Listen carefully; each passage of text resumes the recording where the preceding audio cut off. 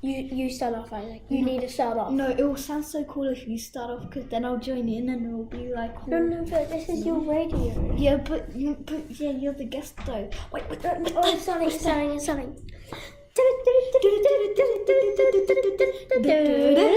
We are now back from that short news break, and we are here with Dr. Hugo Chicken Fluffy, who has recently been travelling to the small, cold island in between New Zealand and Antarctica. Good morning, Hugo. Hello, mate. Good day to you too. Now, over the years, Macquarie Island has changed drastically. Do you think this change has been for the better? Well, it has been changed for the better in the more recent years, but in the 1800s, it was horrible on the island because of the sealers slaughtering the animals and bringing in different animals that were not helping the island in any way at all.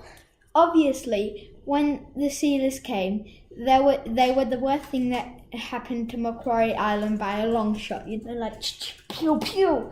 Could you describe what happened on the island? Well, they were killing all the fur seals for their warm, fluffy fur, and the elephant seals were being slaughtered for their oil, and viciously killing them was bad enough, but the procedure that they used to kill them was gruesome. What did they do when they were slaughtering them? Don't laugh like that. With the fur seals, they would capture them and then take the fur off their body before killing them. With the elephant seals, since they were often in groups of around 10, they would split one off from the pack, and then they would circle it with spears at hand, and all at once they would strike. Boom!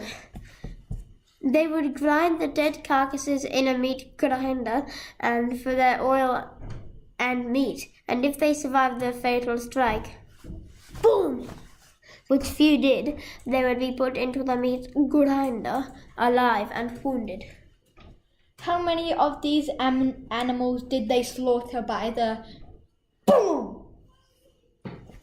With the fur seals, they obliterated the species to the point of extinction, and there was no trace of the first species. And with the elephant seals, there was reportedly only a few hundred of them left.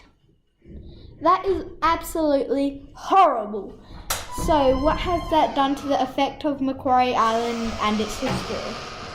Well, when I was recently on Macquarie Island, the seal numbers are growing, and I will never forget the moment that I saw a fur seal perched proudly on a mossy rock, as if it were watching over the island. So what effect I can't talk today, I'm too tired. What that affected in Macquarie Island is just how Macquarie Island was seen to the rest of the world. Before all of the sealers came, it wasn't discovered, and after the sealers left, the world saw it as a ruined little piece of poo in the middle of the ocean. So Macquarie Island is still recovering from all those years ago. Do you think it will ever get back to its original beautiful state? I do believe that it will one day recover from the sealers, but it will not be a short period of time, and it will not be child's play. So the seals' recovery is still not healthy, but 3 types of seals are being forced to interbreed. Thank you for that wonderful information. I'm Dr. Hugo Chicken Fluffy, and you're listening to Isaac Radio 96.8. Back to you in the studio, Jeremy.